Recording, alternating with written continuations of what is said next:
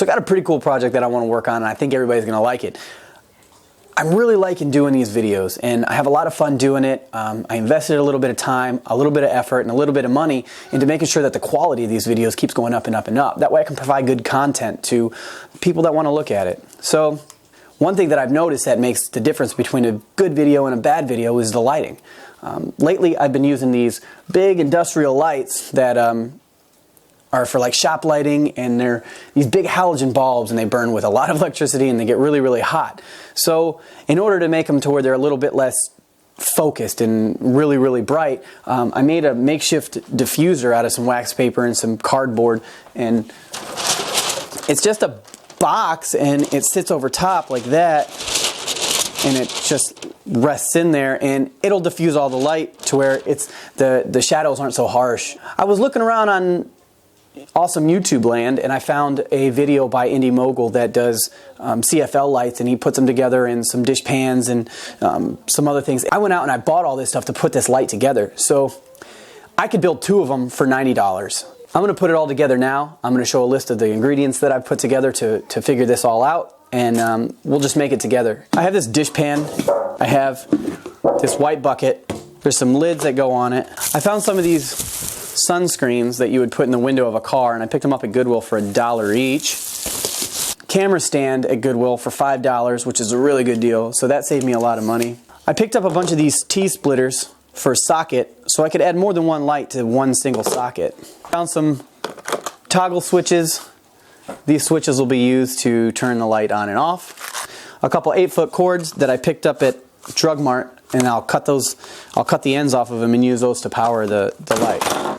I talked my mom and dad into remodeling their bathroom, and in the meantime, they didn't know I had an ulterior motive. I stole this light off the top and made them change the color so they couldn't reuse it. So inside this, I have 8 of these sockets, and each one of these costs quite a bit of money if you try to order them online or if you go and try to pick them up somewhere else. So we're going to reuse these and repurpose them into this project that we're working on now. Last but not least, I got this box of 4 EcoSmart CFL bulbs, and they run in the color spectrum of what looks like daylight. So when you're looking at it, it's instant on, it's indoor use, but these are 1600 brightness lumens, which is really bright.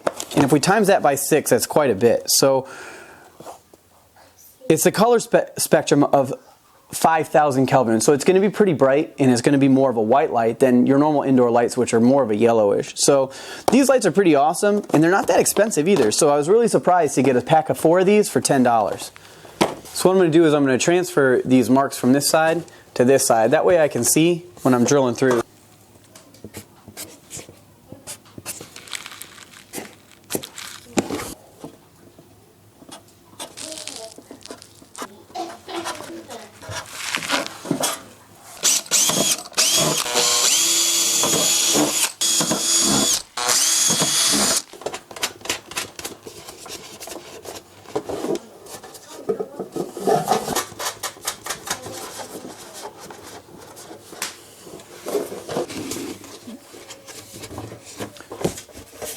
Okay, so we got the 4 bolts put in with the nuts on. So we're going to go ahead and change out the bit, and we're going to drill 3 holes into each one of these so we can stick the sockets through.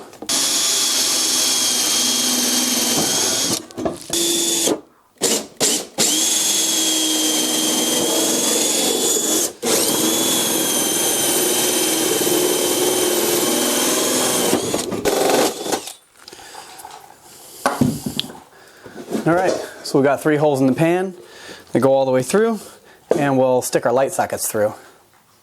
So we're going to take these apart now, and luckily they're already set up in sequence, so we can take them and they're cut in 3s, so they're already ready to go. So we'll hook these up to the switch and the power source, and we won't have to rewire anything, so that's pretty neat.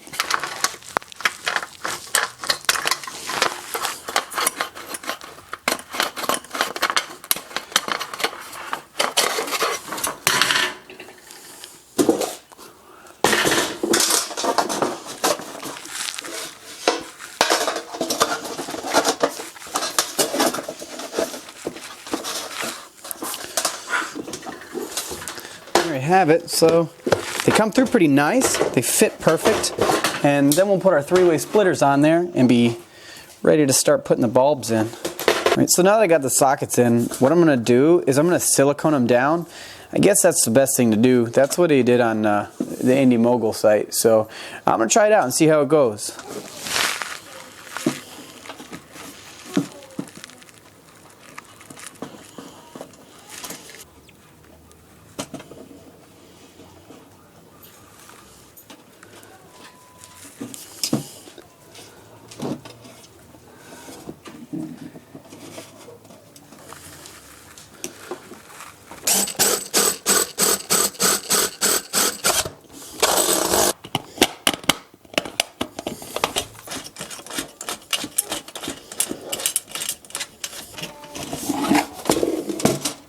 So I wired up the lights after we've got them all siliconed in, and it looks pretty good.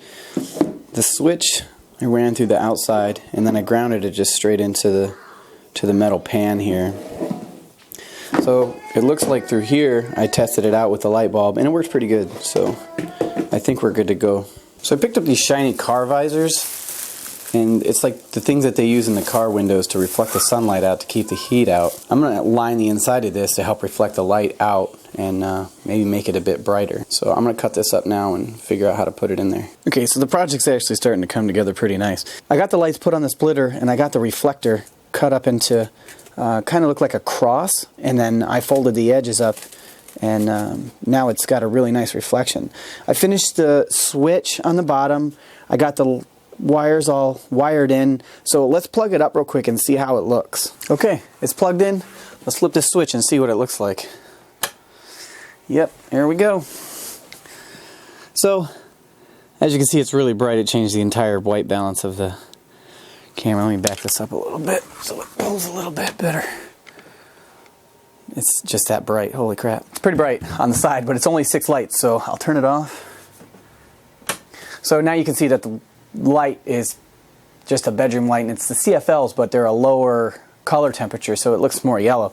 But when I turn this one on, it's like super white and super bright, so it looks more like outside light. I kind of like this a little bit better, but it's okay. So this is a light. I'm gonna go ahead and finish up and put all the rest of the nuts and bolts on it and put it on that tripod that I picked up at Goodwill for, like I said, $5. It's a pretty awesome deal. And then and it'll be my main light for my indoor shooting. I'm going to build another one. I got enough parts to build another one. I have to go out and pick up a few more pieces, but that'll be another build, and I'll finish that up this week. So I'll have 2 pretty good lights, and then I can still use just one of the other shop lights that I have in the basement for the rest of the time until I get my other lights fitted, because I wanted to do another one eventually, but it just takes time. I got to get all this stuff taken care of. I got like 4 or 5 different projects that I'm working on right now. I got the all-grain brewing kit that I'm going to put together. I still got to go out and get another cooler, and I got to finish up this other light. Just got a lot of stuff. I got a couple batches going right now that I got to finish up. So hopefully I'll get a chance to record all these projects, and everybody will get a chance to see what it is that we're doing these next couple of weeks, and then I'll get them up so everybody can see. All right, thanks a lot. Have a great day. So I'm going to mount this pan piece here onto this tripod that I picked up. It's got a bolt that goes through it already, and this is a regular size that would fit into the bottom of a camera. But I found a nut and lost it. I don't even know where I put it. Damn it. Anyways, I'll find it eventually around here somewhere. But so I need to cut it a little bit because this pan lid sticks down, and I want it to rest in between. I want it to rest in between here so the pan will sit flat and I can get it through and put a washer in and then tighten that nut down. And then I'll have a, well, let's do it this way. Then I'll have a movable, adjustable piece for my light. Now, I know you can buy light stands. They're like $20, but I already got this, and I'll use it until I find something different. And then I'll just use this for a tripod for a normal camera once I get to that point. So, but yeah, we're going to try to get this all set up to where we can put that one nut through there. So I'm going to cut this here and here, and I'll be able to slide it in there, and I'll drill a hole in there, and then I'll get the lid put on here. So I got it nice and snipped and bent, and then I mounted it to the tripod, but I really wasn't paying attention to what I was doing, and I put that cord through the top instead of where it's supposed to come out the bottom corner. So I did it upside down. I should have cut that top piece and did that way so that the cord would come out the bottom. So I'm going to redo that real quick and then fill that in with silicone and then mount that through the bottom, and then we should be good to go. So there you have it. I have it completed. I have it mounted to this tripod. It's pretty solid. I'm not really mad about it. The switch works. The cover on the back has been bolted down. The wiring seems good. The tripod's holding up. I can raise it and lower it and, you know, do all that other stuff that I need to do with it. And it looks beautiful. So there you have it. For approximately $30, $40, maybe $50, you can build this entire light, mount it however you wish, or set it on the table. You don't have to go all out. You don't have to put all this extra stuff into it. I just did it because I was able to pick that stuff up. I really like doing videos like this, so if you'd like to see more, go ahead and like and subscribe, and I'll have some more awesome videos coming up. I still got all grain home brewing kit that I'm building from scratch. Well, not scratch, from parts that I've ordered. Not a pre-built kit. I have a cabin build that I'm going to do. I bought some property. I'm going to rebuild a cabin. I'm going to build a timber frame home, and that hasn't even started yet. I got lots of projects coming up, and I'm gonna put them all up. So thanks again. Have a good day.